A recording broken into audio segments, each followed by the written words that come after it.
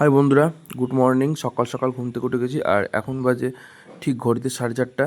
4টার সময় ঘুম থেকে উঠে ফার্স্টে চান টান করে একবারে রেডি হয়ে গেছি, কারণ আজ যাব বাড়ি।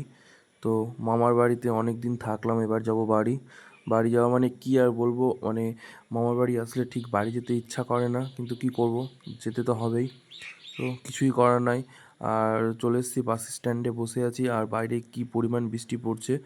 তো আজকে আর বেশি কথা বলবো না, তো জাস্ট বাইরের ভিউটা তোমরা দেখো।